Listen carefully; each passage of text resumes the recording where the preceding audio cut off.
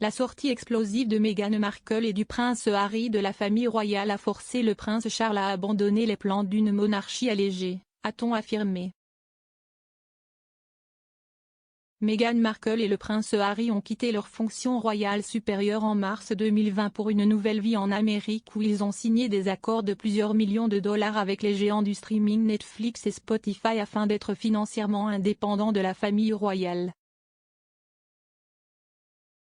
Mais leur départ a mis à rude épreuve les projets du prince Charles de réduire la monarchie lorsqu'il sera roi, a déclaré l'experte royale Katie Nicholl. Elle a discuté de la popularité de la famille royale avec l'écrivain de Vanity Fair Erin van der Wulf dans les jeunes générations. S'exprimant sur le podcast Dynasty de Vanity Fair, Madame Nicholl a déclaré « Le défi est qu'il existe un fossé générationnel et nous l'avons vu, en particulier après le Megoi.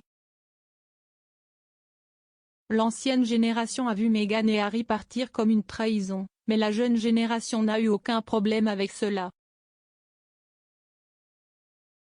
D'une certaine manière, si est-il la jeune génération qui doit être convaincue qu'il peut y avoir une place pour une monarchie héréditaire dans une société moderne. » Madame van der Wulf a poursuivi, que fera Charles ? Sa vision d'une famille royale allégée est bien connue, mais qu'est-ce que cela signifie pour ses nièces et neveux qui sont déjà aux yeux du public ?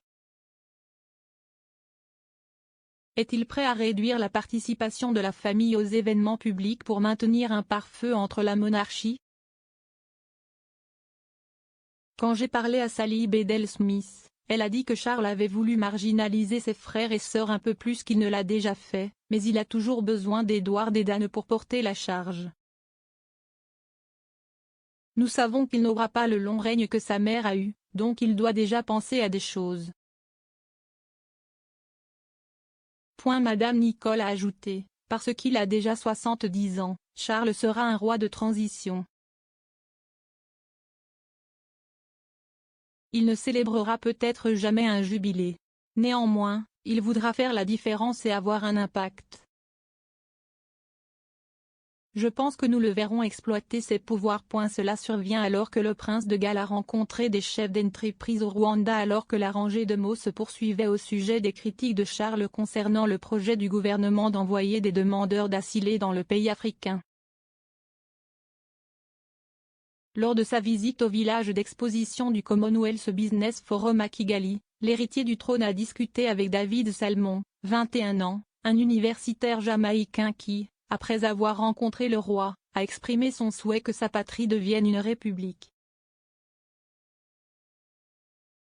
Mais le voyage de Charles au Rwanda, pour ouvrir officiellement la réunion des chefs de gouvernement du Commonwealth, CHOGM, vendredi, a été éclipsé par son commentaire rapporté sur la politique des demandeurs d'asile, perturbé par des problèmes juridiques, qu'il a qualifiés d'épouvantables dans des propos privés.